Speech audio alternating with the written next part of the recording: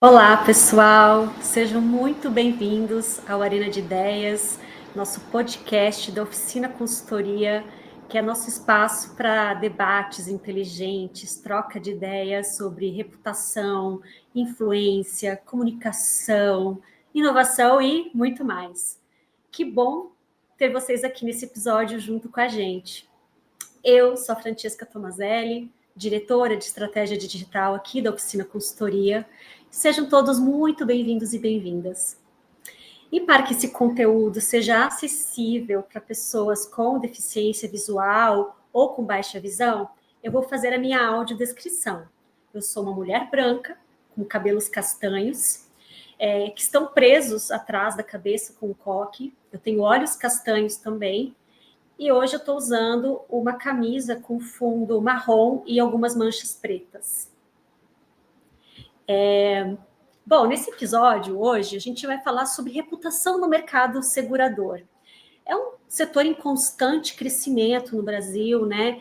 E o Brasil, de fato, é um mercado potencial gigantesco, né? Uma vez que os produtos de seguros, previdência, capitalização, eles não fazem parte da vida da maioria dos brasileiros. Só no passado, as receitas provenientes dessa indústria ultrapassaram a marca de 400 bilhões de reais, o que significa 12,3% a mais do que é registrado em 2023. E para 2025, as estimativas de crescimento também se mantêm acima dos 10%. Então, a gente está falando aqui de um negócio promissor e que tem um valor, né, na vida das pessoas muito importante, muito grande. E aí, nesse episódio de hoje, trazendo aqui os nossos especialistas, nossos convidados especiais, a gente vai entender os desafios, as oportunidades que envolvem a construção de confiança e credibilidade nesse setor que é tão dinâmico e essencial. E hoje também está passando por um intenso processo de transformação digital, seguindo aí, né, com as transformações que o setor bancário viveu nesses últimos 10 anos, e o próximo setor que realmente vai viver essa transformação é o mercado segurador. Então, nesse contexto, as seguradoras enfrentam uma jornada extremamente desafiadora, buscando alinhar a inovação, a experiência do cliente e a consistência de marca. E como que a gente se destaca, então, nesse mercado competitivo? O que significa construir uma reputação sólida nesse mercado? Para trazer essas reflexões e essas inspirações, temos nossos especialistas que vivem esse universo na prática, no dia a dia, há muitos anos. Estou aqui com a Tayane Luna, gerente de experiência do cliente da CNP Seguradora. Seja muito bem-vinda, Thay. E Filipe Carmona, gerente de Branding Experience da Use. Felipe, muito bem-vindo ao Arena de Ideias. Muito obrigado. Eu convido vocês a fazerem também sua audiodescrição e se apresentarem. Quer começar, Thay? Pode começar. Pode ser. Bom, primeiro agradecer, né, o convite. É uma satisfação estar aqui com vocês, com a oficina, ter aqui como parceiro e junto com nesse debate super legal o Filipe. Bom, meu nome é Thay, fazendo aqui a minha audiodescrição. Eu sou uma mulher branca, cis, tenho os cabelos ondulados, cacheados, né, até a altura do ombro. Estou aqui vestindo uma roupa bege com um colar bem colorido, do jeito que eu gosto.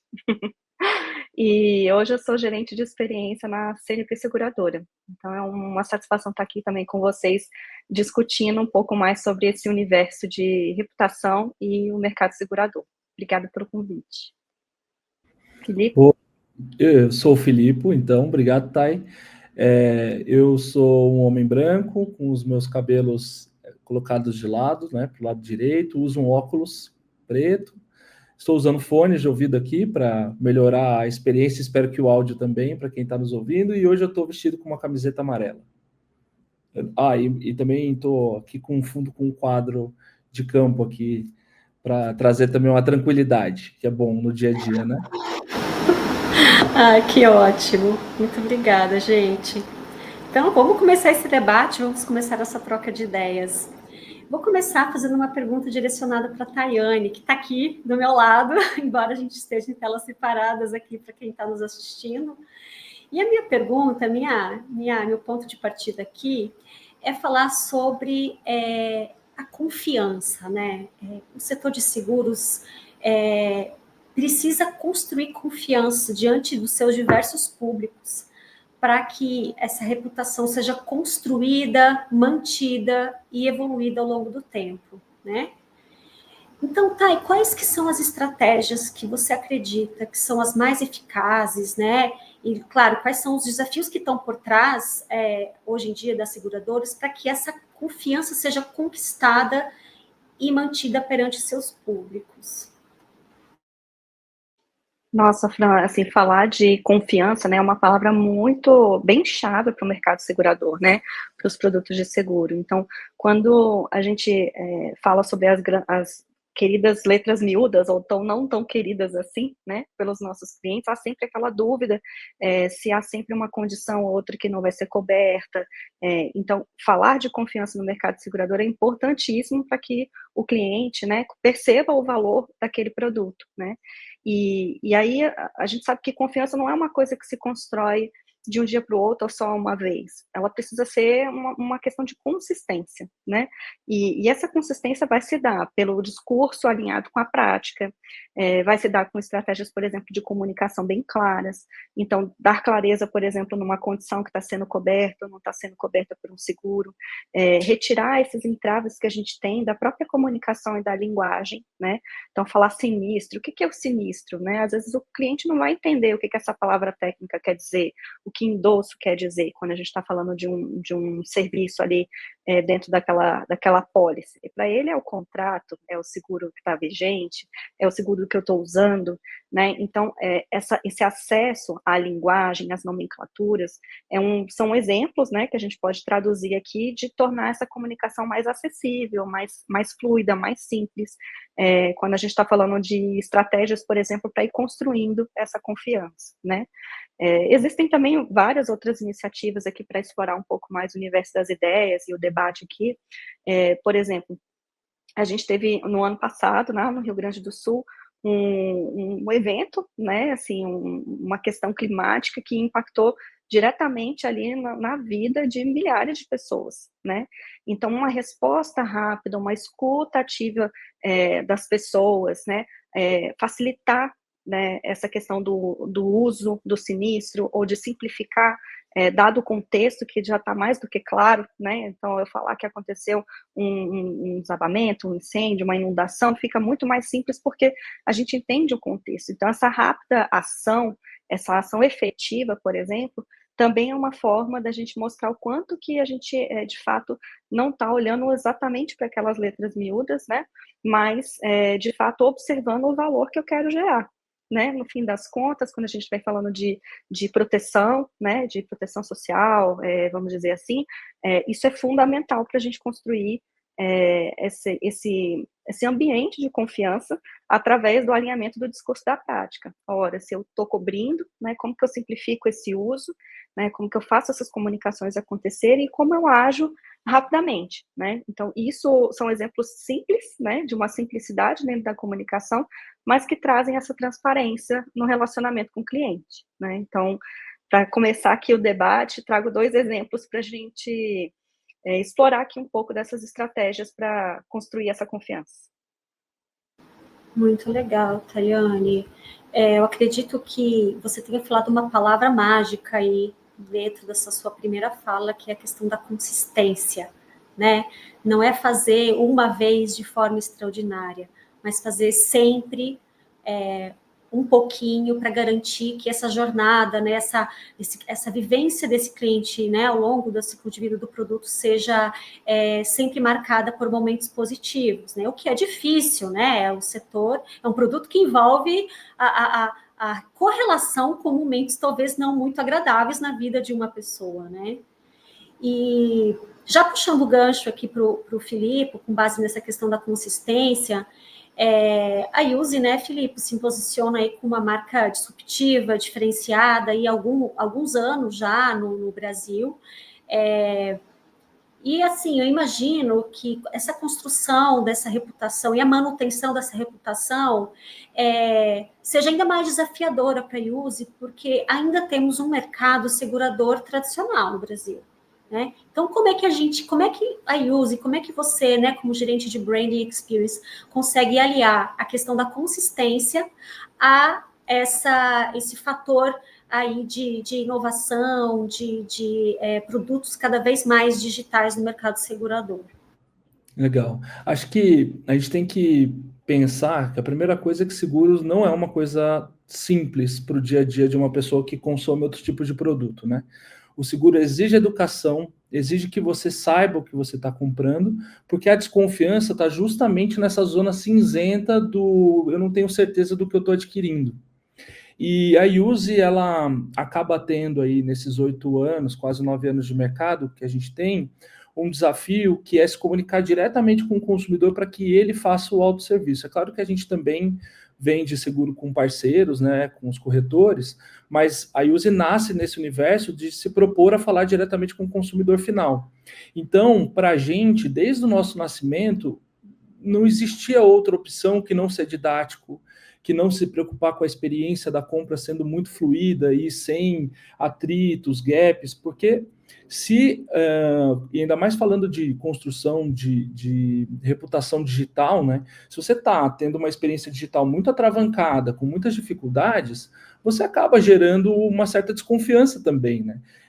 As pessoas, elas ainda precisam muito fortemente, né, pensando na gente como consumidor, de elementos claros de confiança que às vezes passam pelo presencial, né? Então, o digital, para suprir isso, ele tem que ser muito consistente. Essa palavrinha que a Tayane trouxe aqui, ela é mágica mesmo, porque essa consistência é o que vai ajudar, ao longo do tempo, as pessoas construírem essa relação. E tem um outro ponto que muitas vezes as pessoas optam por seguir ou não seguir com aquele seguro no momento em que tem um término do contrato, né? Baseado na experiência delas. Então, você não entregar as expectativas da pessoa, e em geral, os consumidores são muito abertos a, se eles entendem o que eles estão contratando, serem complacentes quando eles também não contrataram um determinado serviço. Isso, em geral, você percebe que o cliente ele entende, não, pera, realmente eu não tinha esse serviço, eu optei por não ter, mas desde que isso seja feito consciente, de forma intencional, e não se sentindo a todo momento enganado, né? Então, essa dinâmica do pós-venda, de você conseguir continuar entregando experiência depois, mesmo que não seja ele usando um serviço, mas ele sentindo confiança na relação a todo momento, você, numa situação de calamidade, né, como aconteceu no Rio Grande do Sul, que a Tayane trouxe, você checando se os clientes estão bem. Esse tipo de pequenos cuidados vão mostrando que a seguradora está ali para um pouco mais, não é só uma relação simples de troca, mas também de uma preocupação, porque no fim do dia, a seguradora, em geral, ela assegura não só o bem da pessoa, é uma parte da vida da pessoa nesse processo, né? Muita gente usa o carro para trabalhar, muita gente usa a casa dela é o maior bem que ela tem, a própria vida. Então a gente está falando de elementos muito profundos de impacto muito grande no dia a dia da pessoa, né? Então essa relação ela precisa ser uma relação que todo mundo esteja confortável com ela, né? Com certeza, né? Realmente você falou, é muito profundo, né? Os produtos, as empresas seguradoras aí fazendo parte da vida desse cliente de uma forma muito, assim, importante, pode ser um divisor de águas, né? Assim, digamos, na vida desse cliente, né? E aí o que me chama a atenção, dentre os tópicos que vocês trouxeram aqui, que me parece que a maior parte da reputação que é construída e mantida dentro das empresas seguradoras, ela provém dos clientes, dos consumidores dos produtos de seguros. Claro, existem outros fatores, né? Outros stakeholders, empresas parceiras que também ajudam nessa reputação. Mas, sem dúvida, é uma estratégia centrada no cliente que vai garantir essa consistência e a construção dessa reputação da melhor maneira possível para as marcas e também, logicamente, para o próprio cliente final, né? E aí, acho que dentro dessa temática, a gente traz pegando um pouco ali do relatório de tendências que a oficina acabou de lançar aí, uma das tendências para a reputação em 2025 é a questão da personalização. A gente já vem falando de personalização há muitos anos, né? A gente que trabalha ali com a experiência do cliente, mas me parece que isso está ficando cada vez mais forte, né? Está deixando de ser discurso e está virando prática, ainda mais com as tendências aí, com as novas tecnologias, a inteligência artificial para ajudar uma entrega de uma experiência personalizada. Então, eu gostaria de entender com vocês como que essas práticas, né, de personalização, inteligência artificial têm feito parte aí da vida das seguradoras, quais as práticas que no dia a dia têm sido adotadas para a adoção dessas tecnologias em prol da experiência do próprio cliente. Muito legal, Fran, você trazer essa questão até da própria inteligência como uma ferramenta, né, e um mecanismo que eu acho que, assim como teve o boom da internet, eu brinco, assim, que para mim a gente está vivendo o boom da IA. Então, a mesma coisa que aconteceu nos anos 90 e que a gente vê a internet moldando comportamentos de uma forma totalmente diferente, né, a nossa vida, o impacto do digital no dia a dia que a gente tem, especialmente depois do Covid, né, que tudo ficou possível de ser meio que digitalizado, vamos dizer assim, né, a gente vai viver também essa onda, começa a viver um pouco dessa onda da IA acontecendo, né? E com certeza é uma grande ferramenta que pode ser utilizada, né? Então, olhando aqui no universo de experiência e dessa ultra personalização das dúvidas que a gente tem, né?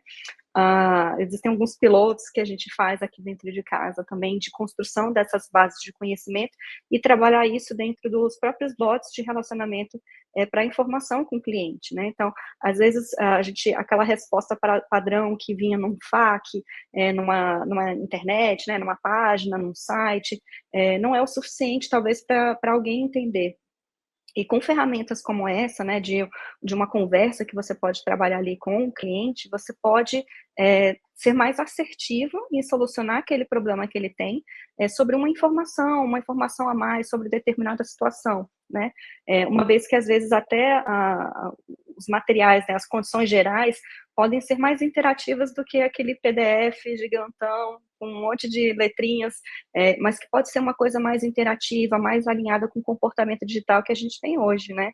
A gente faz uma pergunta, coloca lá no Google, usa o chat GPT, então isso já está incorporado no DNA do ponto de vista de comportamento, né? De qualquer pessoa, seja ele parceiro, seja ele cliente, né? Então ferramentas como essa ajudam cada vez mais a gente ser mais assertivo na solução do problema do cliente, né? Ou do parceiro. Então, às vezes, estou ali fazendo uma negociação, quero alguma dica para um argumento de venda. Isso são exemplos de como que a gente, hoje, de uma forma prática, pode usar como um bom e velho bom amigo que trabalha aqui do seu lado, seu estagiário digital aqui que vai te ajudar a solucionar um outro problema. Então, eu vejo que, pensando no comportamento que a gente tem, na característica do brasileiro, trazendo um pouco mais até da nossa realidade aqui hoje, né, que usa o WhatsApp para tudo, essa módulo de conversa, de você fazer as perguntas, de ir questionando, é um exemplo prático de uma personalização que vai além de determinar uma oferta, mas de responder a uma dúvida, né? Se você me permite contribuir aqui, o Fran, acho que a gente está super treinado com a questão da personalização quando a gente se coloca no lugar de cliente de novo, né? Pensa no Instagram, que é uma ferramenta absurdamente grande em relação ao alcance, assim. As publicidades são muito bem direcionadas e personalizadas. Isso vai virando, de certa forma, um parâmetro para o cliente, né? Para o consumidor, de forma geral. Ele vai colocando essas grandes jornadas que estão na vida de milhares e milhões de brasileiros, quando a gente fala de iFood, quando a gente fala dessas grandes marcas que hoje são benchmark mundiais, né?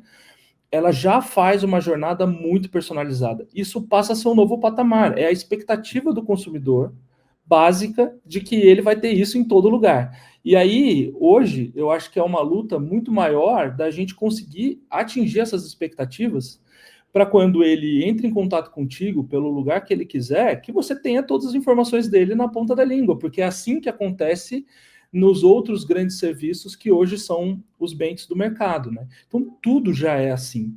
Quando a Yuzi nasceu, ela se propôs, e hoje a gente tem isso muito forte, de ouvir muito o cliente, para que ele se sinta justamente para essa construção de reputação que a gente tem conversado, de confiança, de que ele sinta que ele tem a liberdade para tomar as decisões dele, né? Então, a personalização, ela acontece desde o momento da contratação do seguro. Então, quando você está fazendo a jornada, você pode escolher, olhando muito para o seu dia a dia. Eu acho que isso é uma provocação interessante na hora de contratar seguro, porque eu brinco que tem duas formas de você contratar seguro. Um é você fazer como se fosse uma mochila, para você passar um mês. Que tipo de coisa você colocaria dentro de uma mochila para passar um mês fora de casa? Que tipo de coisa você colocaria para uma mala que você vai ficar 1 ano fora de casa? Muda muito o comportamento quando você olha a perspectiva de que hoje a gente contrata seguro muitas vezes tentando já antever um comportamento muito distante, né? E se acontecer isso, aquilo, e às vezes a gente acaba colocando coisas que a gente nem sabe se vai usar. Então a proposta foi, vamos deixar ele personalizar, o cliente usar do jeito que ele quiser aqui, pensando a combinação de coberturas e assistências, e depois, se ele mudar de ideia, se a minha vida mudou, se hoje eu estou trabalhando perto e amanhã eu vou trabalhar longe, eu posso rapidamente, em poucos cliques, abrindo o app, fazer essa mudança, que isso já vai ser ajustado automaticamente dentro do processo ali do seu contrato, né? E isso passa a ser já a sua nova realidade, né? Claro que o mercado seguro tem alguns cuidados, né? Então, se a gente vai falando de cobertura de bem, a gente precisa checar se o bem realmente está ali do jeito que a gente estava assegurando antes, tem alguma alteração, você vai ter que talvez fazer uma vistoria rapidamente, mas, em geral, se for uma assistência, por exemplo, você conseguiria mudar um guincho de 100 km para 200 km, porque agora você está indo um pouco mais distante. Então, a gente sente que isso reverbera no cliente de uma forma que até contribui para construir a confiança, veja você, né? Interessante isso. Isso me traz, Filipe, uma outra pergunta já, né, diante do que você me trouxe, especialmente para o caso da Yuzi.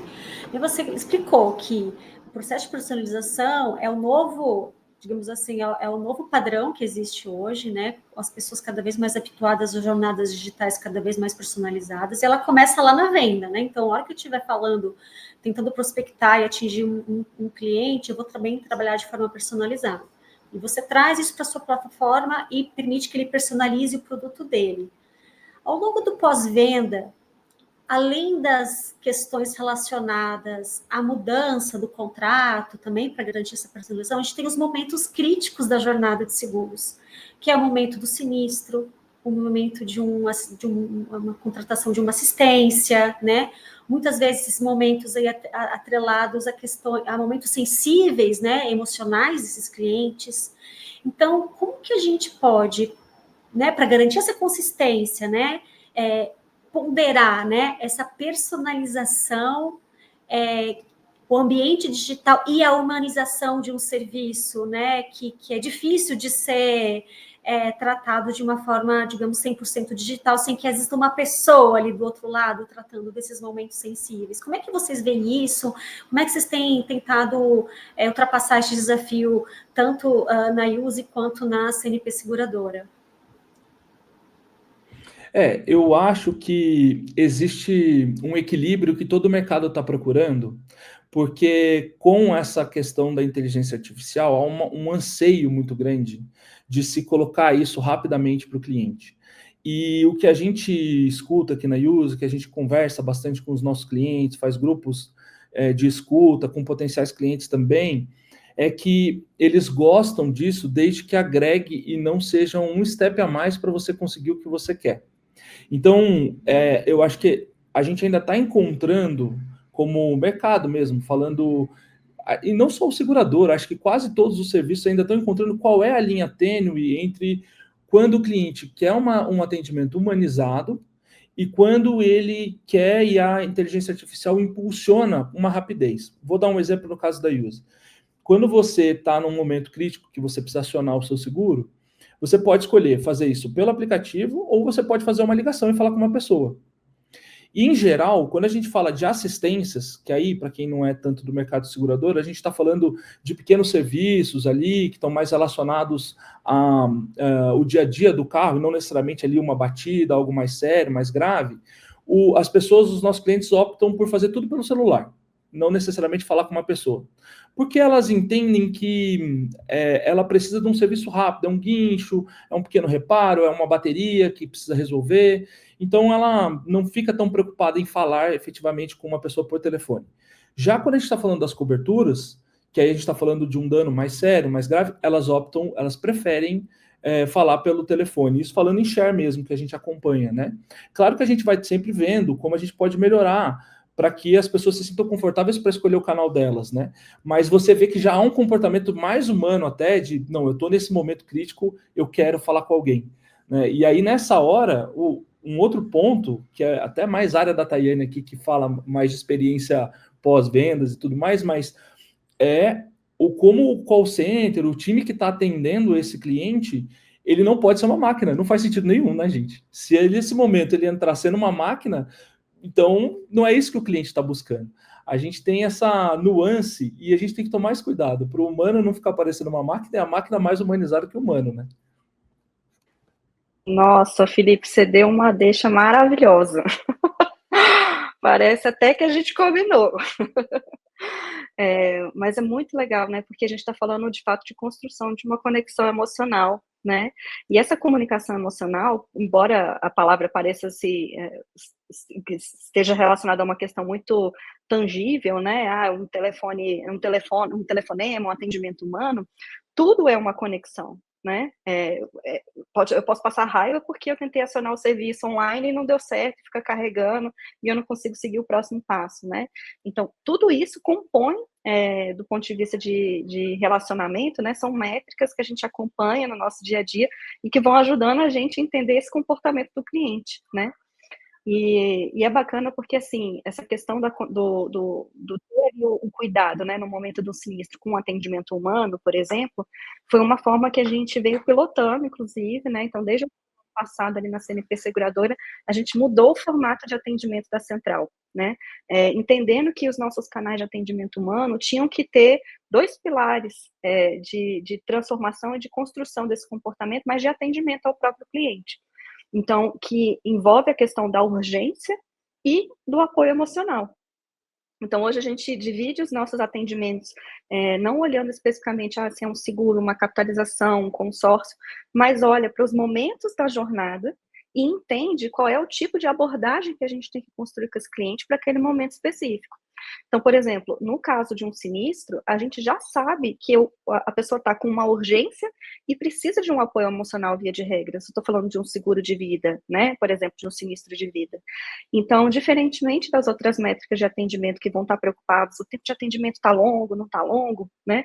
É um sinistro. Aqui é onde eu tenho que dedicar mais tempo para ouvir, eu tenho que ter uma paciência, um preparo. E a gente pilotou essa célula de acolhimento, no caso, para os sinistros, né? E tem sido super bacana a receptividade, né? Assim, não só o preparo que a gente tem para os atendimentos, né? Então, os representantes ali que são selecionados, que têm esse acompanhamento, mas que vão prover a melhor experiência para esse momento, que é um momento crítico. Da mesma forma com que essa visão, né, de, se eu quero uma ação rápida, né, uma ação decisiva, então, quero um lance para fazer um consórcio, eu preciso de uma operação rápida, ágil, né? E se eu ensino esse cliente a uma próxima assembleia, talvez eu não vou ter essa oportunidade de fazer agora, mas logo em seguida a gente já aciona uma regra específica para entender e explicar para ele que na próxima vez ele nem precisa ligar, ele consegue fazer aquilo pelo portal, né? Ele consegue fazer aquilo dentro do autosserviço. Então, isso, de alguma forma ou de outra, a gente vai construindo e também trabalhando, mudando esses comportamentos do cliente, né? De forma que a gente passa a usar melhor esse ativo, ora, se ele procurou um atendimento humano e que a gente vê que para ele, inclusive, ele vai ter mais facilidade no autosserviço, a depender do tipo de comportamento, ou do tipo de serviço que está nesses quadrantes que eu citei aqui, a gente, inclusive, ensina o cliente a ser autossuficiente, né? Que é uma coisa que a gente sabe que cada vez mais a gente busca, né? Assim, essa facilidade de você escolher um filme no Netflix, embora a gente fique rolando lá para escolher o filme todo final de semana, a gente quer essa facilidade dentro de qualquer serviço, né? E só para trazer um pouco também de um outro viés, né?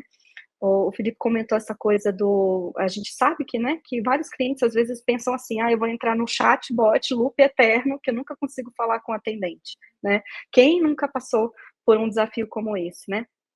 E eu acho que é aí onde se encontram esses desafios, né? Como que a gente usa a nosso benefício, a nosso favor, a tecnologia, mas entende e cria oportunidades para que o cliente tenha essa escolha. Porque, afinal de contas, se ele quiser falar com alguém, um atendimento humano, a gente tem que prover essa necessidade considerando esse ciclo de confiança que a gente já vem conversando, né? Então, essa consistência, essa abertura, essa transparência se dá pelo acesso, né? Então, bem legal essa questão da gente olhar dimensões diferentes, né, da experiência, observando a interface entre os canais. A todo momento, a gente olhar para o cliente e dar as alternativas que são mais relacionadas ao perfil, né, desse cliente, as preferências desse cliente, né. Eu fico me perguntando aqui, né, eu tenho também um passado aí, um histórico recente trabalhando no mercado segurador e as nossas discussões eram muito voltadas a como que eu mantenho atualizada a minha percepção como seguradora de qual é a reputação que eu mantenho diante dos meus clientes. Como é que os clientes me enxergam? É um desafio, né? Porque a gente está falando provavelmente de uma base de clientes gigante, com produtos diferentes entre si, né? Então, será que a gente pode discorrer um pouquinho aqui sobre as maneiras como hoje vocês têm feito esse acompanhamento, né? Como que meu cliente me enxerga como seguradora? Ou seja, qual é a reputação do meu negócio diante dos meus consumidores? Vocês têm utilizado que métodos? Como é que vocês têm abordado isso? O que mudou recentemente nessa análise? Posso começar, então. Olha, na Use a gente olha desde antes da pessoa virar consumidora de verdade, assim, como as pessoas percebem a marca quando elas ainda estão pensando em seguro. Você trouxe na introdução, Francesca, esse número de que, apesar do mercado estar crescendo, a gente ainda convive com uma estatística muito assustadora, é um fantasma do seguro alto, que é a cada 10 carros que existem no Brasil, 7 não têm seguro, né? Então, a gente sabe que as pessoas estão o tempo todo com isso na cabeça, porque o carro é um bem precioso para grande parte dos brasileiros, né? Mas, ao mesmo tempo, eles não necessariamente se sentem confortáveis para dar espaço. Então, olhar para esse consumidor no momento antes dele entrar, com tracking de imagem, a gente faz pesquisas com esses consumidores para entender o que eles pensam sobre seguro e acompanha grandes veículos, né, também, que fazem estudos sobre esse tipo de comportamento do consumidor. Por exemplo, não é por acaso que a gente está falando de reputação e confiança, está aparecendo muito forte aqui. Além de preço, esse é um ponto muito relevante na escolha do seguro, nesse momento, né? Eles querem saber se eles depois, se essa seguradora vai ter condições de me pagar, fazer o meu Pix no fim do dia, né, rapidamente. Né? E aí a gente pode ir passando por toda a jornada. O benefício de ter uma jornada digital é que a gente também consegue ir captando isso com o que a gente chama de thumbs up, thumbs down, né? Que é o dedinho para cima. E aí, como foi essa experiência? Foi rápida? Foi boa o suficiente? Então a gente vai captando feedbacks a todo momento, mas assim, não podemos deixar de trazer também a questão de outros indicadores mais tradicionais, como o NPS, como o Reclame Aqui. Quando a gente fala desse mercado e que tem o serviço como principal entregável, né, as pessoas têm aquela expectativa, então isso faz com que as pessoas olhem para isso para pesquisar. Eu vou ficar na mão, né? Mas, para mim, o indicador mais forte continua sendo boca a boca. A gente sabe que as pessoas se comunicam e elas trocam quando o serviço é bom, né? Quando o produto é bom, quando a empresa é boa, a gente fala voluntariamente dela. E aí, na Use, a gente tem um programa de convidar amigos, chama Convide Amigos e Ganhe, né? E a gente monitora também para ver se a gente está tendo adesão maior, se as pessoas estão aderindo ao programa, porque a gente sabe que isso, de certa forma, nem todo mundo tem uma experiência de acionamento, mas todo mundo tem uma percepção sobre o seguro, e isso ajuda, né? Se a gente vê que as pessoas continuam indicando que é um fator, inclusive um canal relevante de novos clientes lá para nós, esse é um bom sinal, a gente fica um pouco mais tranquilo, né? Que está tudo indo bem, porque de fato é uma coisa que tem que medir o tempo inteiro. Nossa, com certeza, né, Filipe? Eu acho que, assim, tentando contribuir aqui também com algumas das práticas, né, que a gente tem, todo dado, todo tracking dessa jornada do cliente, né, ela traz insumos para a gente. Então, além dos tradicionais, vamos dizer assim, indicadores que o Filipe também já trouxe aqui, de comportamentos dentro das plataformas, enfim, de ter entrado mais de uma vez, de ter reutilizado, de ser reincidente, né?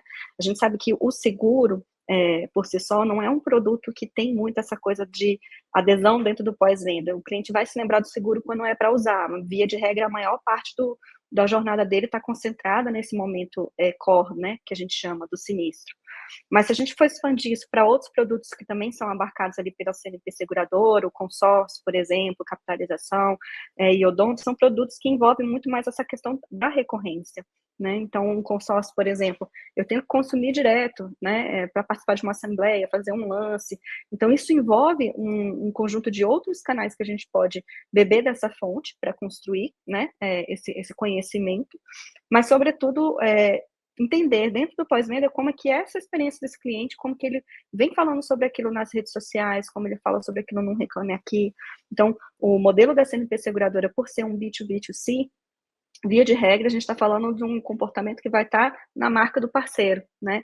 Nessa experiência white label. Então, mais do que monitorar só os nossos próprios canais, como a gente está acostumado a imaginar, né? Então, se eu faço uma venda direta, como é o caso muito forte do modelo da Use, que trouxe aqui de exemplo, a gente olha para o nosso canal, vê como que ele entende aquela marca, a gente sabe da importância que isso tem no nosso modelo, que é um pouco mais, que é B2B2C, isso vai estar abarcado na marca desse parceiro.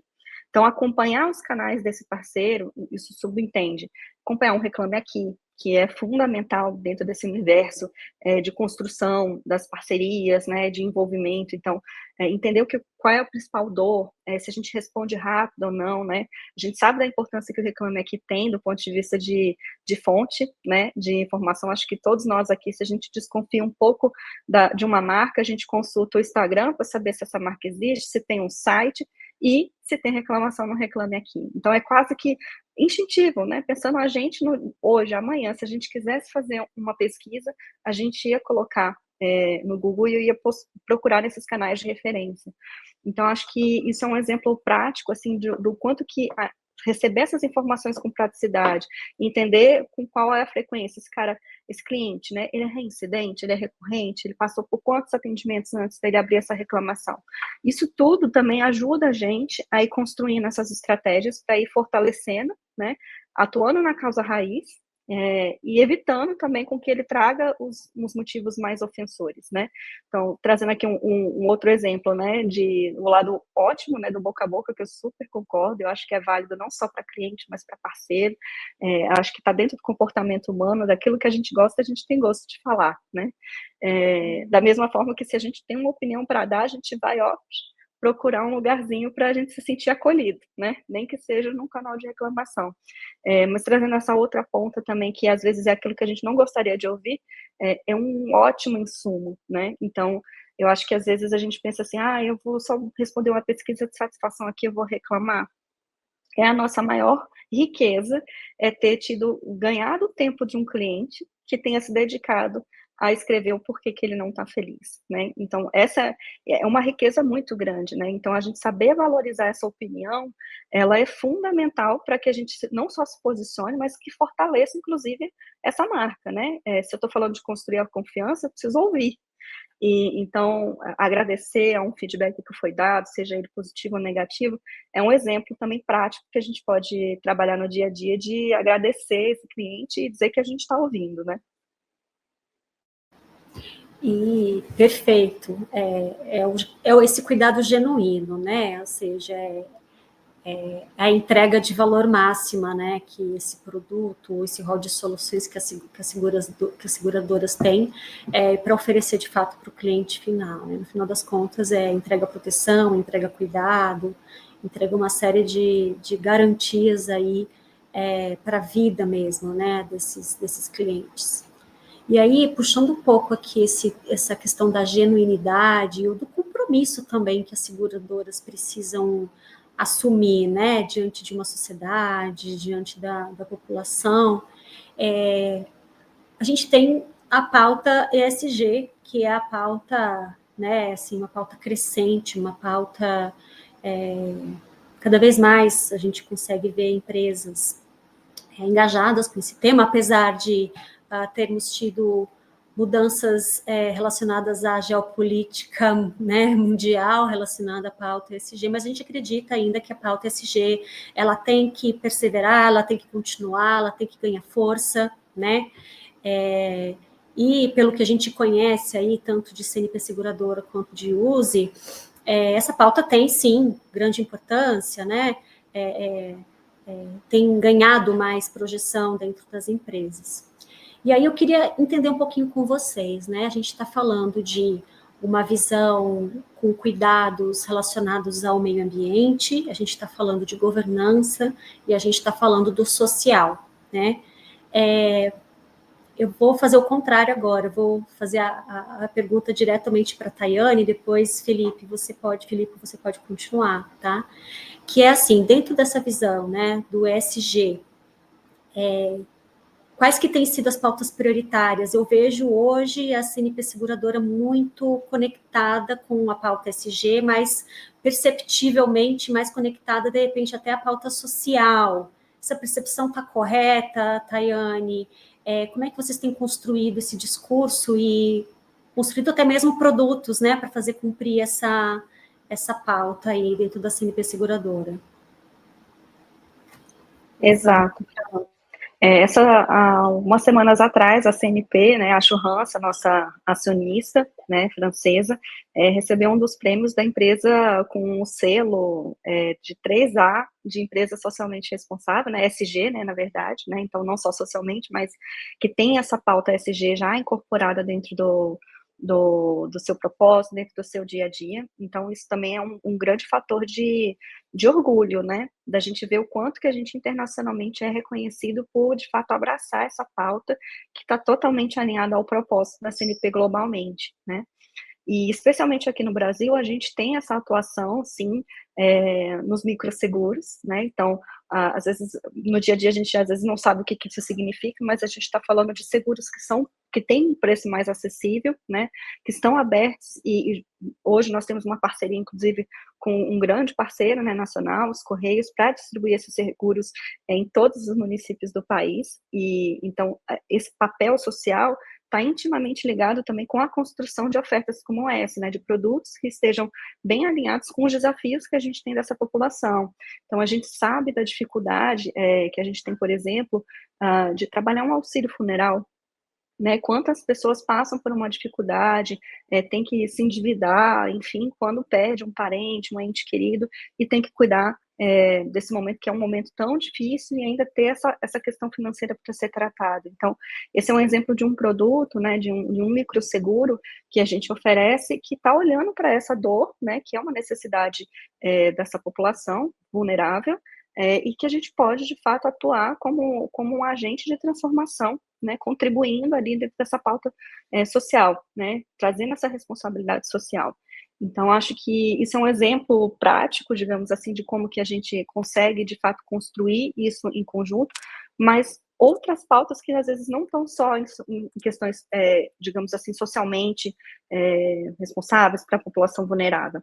Hoje, por exemplo, a gente trabalha consórcios, por exemplo, que são para promover a questão dos veículos verdes, né, que tem a gente chama de consórcio verde aqui, né, então a gente está falando cada vez mais de como que a gente contribui também com o meio ambiente, né, essa pauta, ela é super importante, especialmente para nós aqui no Brasil, que é um país ainda que tem uma penetração, digamos assim, do seguro baixo, quando a gente compara com outros países, né, então, perceba, a gente tem um grande potencial de fazer a diferença, né? Se a gente entender o quanto que a gente pode ser um veículo de transformação para fortalecer cada vez mais essa pauta, né, de responsabilidade ambiental, de responsabilidade social no nosso país, né? Então, acho que são exemplos legais, assim, que mostram o quanto que a gente procura trabalhar desde a construção do produto a parcerias que podem ser grandes veículos e, digamos assim, catalisadores dessa transformação e desse impacto social e ambiental no país. Eu acho que tem os primeiros passos nessa caminhada, que é assim, poxa, devolver em crédito de carbono o que a seguradora emite dentro da sua própria operação, que é uma coisa que a Use faz. Até coisas um pouco mais complexas, que levam um pouco mais de tempo para serem construídas, quando a gente fala do próprio time, da diversidade do time, né? Então, na Use a gente tem trabalhado, por exemplo, com grupos de afinidade, procurando se aproximar dos temas e trazer propostas para que a gente consiga, junto com esse grupo, fazer desenhos de evoluções dentro do ambiente, do quadro, de forma geral, que contemplem a diversidade que o ESG pede, né? Passa por produto também, não só a oferta de produtos, né, que tenham, que ajude, por exemplo, você a calcular quanto você emite de gás carbônico para o ambiente, como uma calculadora, mas também o que é feito com casco depois, no caso de uma perda total. Todas essas são pautas, quando a gente fala de seguro de carro, que é hoje o nosso principal produto aqui, apesar de ter seguro de vida e residencial também bem presentes, mas que são pautas que hoje permeiam a Use. E o que eu vejo com muito bons olhos é que isso não é uma pauta de uma seguradora ou outra, mas que o mercado vem se provocando nesse sentido, principalmente, claro, com um grande protagonismo do órgão regulador, mas que é o tipo de conversa que precisa acontecer, porque a gente não pode continuar esperando que as coisas vão mudar, fazendo as mesmas coisas do mesmo jeito, né? Quando a gente fala de seguro, é sobre avaliação de risco. Então, no fim do dia, a gente está falando sobre também o que é o ideal para todo mundo, que é ter uma previsibilidade, né? Uma vida tranquila, etc. E se a gente fica vivendo a todo momento sob medo de mudanças climáticas e coisas acontecendo, isso gera até uma carga mental em todo mundo, né, que não é boa. Que bom que tem um mercado olhando para isso de forma tão consistente, e eu acho até eu vou chamar de concorrência, mas nem mas é uma concorrência muito saudável de ter uma empresa apostando mais nisso, a outra mais naquilo, porque, de certa forma, todo mundo cresce, né? Esse é o tipo de caminho que ele é muito benéfico, porque todo mundo tem a oportunidade de ofertar coisas muito legais para o cliente, que é o melhor cenário do mundo, que o cliente sai sempre ganhando.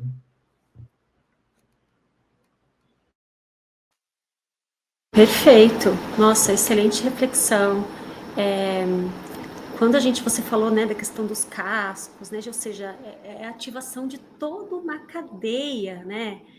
Não tem assim uma solução simples para isso ou uma resposta simples a essa pauta ESG, né, o compromisso ESG. Na verdade, o desafio é como se fosse uma nova jornada do cliente, mas agora uma jornada voltada para todo o caminho de responsabilidade, né, que as seguradoras têm aí diante do grau de risco que o seu negócio carrega, né, como essência. E aí eu imagino, né, como deve ser complexa, né, uma operação, principalmente essa que envolve a questão de carros, de acidentes, de batidas, porque é uma rede de parceiros gigantesca para ser acionada, né? Não é uma seguradora fazendo sozinha esse papel, e sim uma rede, né? Então, eu imagino que até mesmo na formação dessa rede de parceiros, o compromisso ESG tem que estar presente, né? Não é a seguradora sozinha levantando a bandeira, mas exigindo dos próprios parceiros também esse compromisso, né? Para garantir essa entrega consistente, mas genuína também, né? Então, é muito interessante, a gente tem visto vários documentários sendo lançados, filmes, materiais, falando, né, do greenwashing né, de como que muitas empresas querem se apropriar dos benefícios de marketing relacionados a ESG, mas, no final das contas, quando você investiga, não tem nada disso, né, acontecendo por trás, na verdade, mais malefícios ainda sendo criados, né? Então, quando a gente fala aqui na oficina, né, a gente debate muito sobre isso, sobre reputação, sobre influência, a gente debate muito sobre esse papel intencional e genuíno de gerar essa reputação, né? O compromisso, de fato, com a verdade, né? Então, e eu acredito que isso seja também super pertinente dentro do mercado, né? A gente está falando de investimentos responsáveis, né? Porque, afinal de contas, o que a seguradora faz? Ela capta recursos com a venda de seguros e faz investimentos, né? Então, cada vez mais eu tenho visto as seguradoras falando que onde que são, como que esses valores são investidos para gerar o capital e o próprio rendimento da seguradora, né? Então, isso está surgindo muito, e vejo cada vez mais as seguradoras falando do investimento em fundos verdes, né, como propulsoras da criação de novos fundos e fundos com base em, enfim, responsabilidade com relação à emissão de carbono, reflorestamento. Então, ou seja, é uma cadeia, né, uma associação muito, muito forte que existe aí no mercado segurador, né? Não só no Brasil, né, a gente vê na Europa e tudo mais. Gente, a gente está no finalzinho e eu vou fazer uma última pergunta agora para vocês, tá?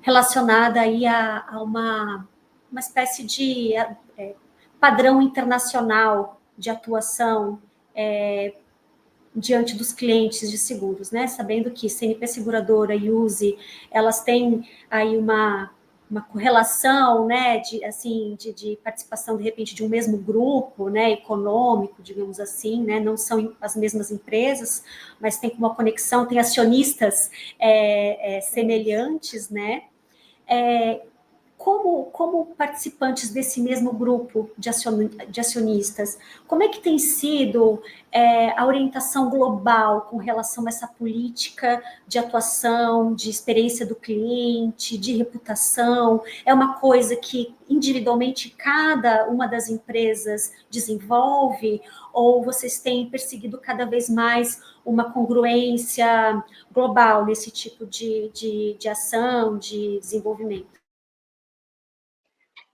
Fran, a gente tem participa de um grupo, né? Eu, Felipe e mais outros colegas nossos de outras filiais, né? E de outras empresas que tem ali a CNP dentro do seu rol de acionistas. E é muito bacana também esse momento, porque a gente debate muito essas questões que são comuns, os desafios que são comuns, entendendo os diferentes modelos de negócio que cada uma das empresas tem dentro do grupo, mas que essa espinha dorsal é a mesma, né?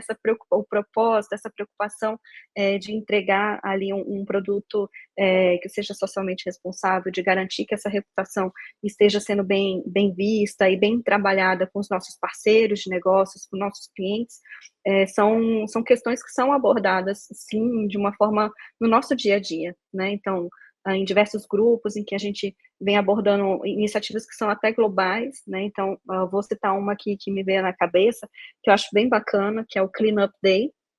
Esse é um exemplo de uma iniciativa que todas as empresas que são ali responsáveis, que tem ali a CNP como uma das acionistas, participa, adere e faz a limpeza ali de pontos que são específicos dentro daquela região que essa empresa está lotada, e trazem um impacto prático, né, em levantamento, em reunir ali um conjunto de toneladas, né, de lixo que vão ser tratados, reciclados, né, então, assim, são exemplos desses movimentos que são importantes, né, não só do debate, né, hoje a Europa está debatendo uma questão específica de acessibilidade digital, né, então tem uma regulação nova dentro do contexto ali europeu, que a gente se beneficia nessa hora, né, então estamos aqui na América Latina, mas a gente está debatendo juntos e construindo juntos soluções, já para se antecipar, E eu acho que isso que é uma troca bacana, né, de você ter essa oportunidade de às vezes aprofundar num tema, que às vezes veio por um quê de regulação, mas que faz todo sentido da gente se incorporar para a nossa realidade e trazer para a pauta do nosso dia a dia, né. Então, isso é uma oportunidade super bacana que a gente tem percorrido e trabalhado em conjunto com outros filiais. E adicionando aqui, eu acho que existem formas de você fazer esse tipo de aproveitamento de know-how de cada uma das filiais, porque são muitas e em muitos países diferentes. Poderia ter uma política global única estabelecida a partir da matriz e todo mundo seguir. Ela geralmente é mais rápida e até mais fácil, entre aspas, de ser feito.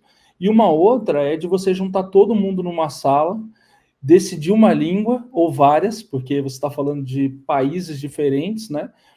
Mas esse caldo cultural, que é justamente todo esse background de ESG que a gente está falando de diversidade, você usar desse caldo cultural para trazer o que há de melhor em cada uma dessas áreas e chegar numa nova identidade, que é uma identidade verdadeiramente construída a partir de todas as partes, né? Isso é tão mais difícil de ser feito, mas é tão mais gostoso o processo, apesar de muito suor envolvido. Não quero romantizar, porque dá muito trabalho também, né? A gente participa e vê que às vezes não é tão rápido quanto gostaria. E é mais custoso também, né, Filipe? Assim, em É mais termos de custoso. investimento, né? Assim, são horas e horas de trabalho da equipe dedicada e provavelmente viagens até chegar num ponto, né, comum, né? Imagino que é uma decisão do grupo, né, de fazer esse tipo de investimento, né? Totalmente. Então, quando a proposta é feita desse jeito, você vê que ela tem um potencial de emanação muito mais forte, porque as pessoas já estão participando e se sentindo parte do processo desde o início, né? Então, tem sido muito rico, são vários os temas e as comunidades internacionais que a CNP tem patrocinado, a CNP Assurance, né, a francesa, globalmente, e tem sido muito interessante poder ver como isso está reverberando dentro do grupo, assim, está sendo uma experiência muito legal. Nossa, que bacana, que bacana. É, eu quero continuar em contato aqui com vocês para saber como é que esse modelo de trabalho vai sendo desenvolvido, né? Imagino que existe uma constância aí, né? Cada vez tem uma novidade diferente e, enfim, fico super curiosa para depois saber com vocês como é que isso está se desenrolando.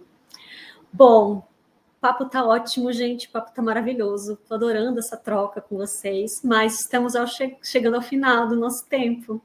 Então, eu gostaria de agradecer vocês mais uma vez por aceitar participar dessa conversa, desse bate-papo tão bacana. A Oficina Consultoria continua assim super à disposição se vocês quiserem trazer outros temas para a gente debater, né, principalmente reputação e influência. Então, quero realmente agradecer vocês por essa participação. Se vocês quiserem dar uma palavrinha final, também fiquem à vontade. Ai, Fran, mais uma vez, obrigada pelo convite. Filipe, é tão gostoso. Sempre quando a gente está conversando e vão vindo várias ideias e vontade de falar sobre diversos assuntos. Então, mais uma vez, obrigada. E acho que, assim, a gente começa e termina com a mesma palavra, eu acho que é a consistência, né? E tem uma máxima que eu acho que traduz um pouco do que é essa construção de reputação, na minha visão, que são pequenos cupcakes. Ninguém gosta de passar fome com um bolão pronto um só momento da vida. A gente quer esses pequenos cupcakes ao longo de toda a jornada, né? Então, a construção da reputação também esse alimentar cotidiano, vários cupcakes ao longo da jornada, e que a gente tem que garantir que o nosso cliente está sendo ouvido e que a gente está mudando ali o cremezinho, botando mais uma cereja, mudando a receita do cupcake para a gente atender a essa expectativa e garantir a nossa reputação e a nossa imagem, né? Eu agradeço também o convite, é sempre muito gostoso estar com vocês, acompanho vocês aí profissionalmente, sou um admirador da carreira das duas, Bom, para finalizar também, já que a Thay trouxe um pouco da experiência do cliente na jornada, eu vou trazer um pouco de branding, que é a minha escola aqui, né? E eu gosto muito do ditado que diz que branding é o que falam de você quando você não está na mesa. Então, não adianta você investir em publicidade, não adianta você contratar 1000 influenciadores, não adianta nada disso se você não tiver reputação, né? E a reputação ela é construída justamente a partir dessa somatória de experiências, desses cupcakes que a Thay trouxe. Então, como a gente quer ser visto, isso vale não só para a empresa, também vale sobre a gente, né? Pessoa física, CPF. O que a gente quer que as pessoas digam da gente? Qual é a marca que a gente deixa no mundo, né? Não é por acaso que a gente chama de marca, né? Porque a gente deixa isso ao longo do tempo. Então, que a gente sempre continue trabalhando por coisas que nos dão motivo de orgulho e que deixem marcas boas nas pessoas. Acho que esse é o mindset, assim, para viver bem, né? Para viver tranquilo. É isso. Obrigado pelo convite de novo. Obrigada, que grande final aí, Felipe. Belas palavras. Então, obrigada a todos que estão nos assistindo hoje. Continue acompanhando o nosso canal, nosso Arena de Ideias. Se você quiser sugerir esse conteúdo para um colega, para um amigo, né, não esquece de compartilhar. O Arena de Ideias vem com um monte de novidades ainda para 2025. Então, se você tiver aí do outro lado alguma ideia de uma pauta, às vezes você quer até fazer um aprofundamento com relação a essa primeira conversa que a gente teve aqui sobre o mercado segurador, deixe, né, o seu comentário ali no YouTube, e a gente vai ficar atento aí a essas sugestões de pauta que vocês trouxerem para a gente. Então, mais uma vez, muito obrigada e até logo, até a próxima Arena de Ideias. Tchau, tchau.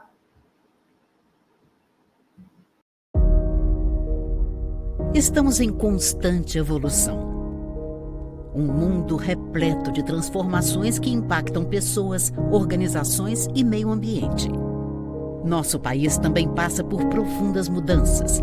As pautas urgentes da sociedade precisarão ser aceleradas pelos setores público e privado para a promoção da transformação social e do desenvolvimento sustentável.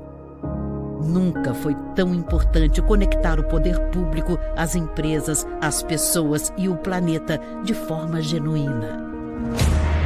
Por isso, evoluímos nosso modelo de negócios para sermos a parceira estratégica para criar reputação e relacionamento com histórias e causas que transformam o país.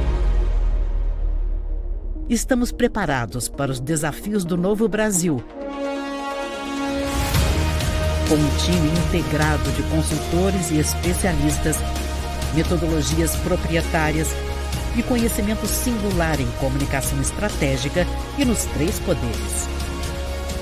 Acreditamos que o futuro se cria a partir de conversas, conexões e da construção de confiança.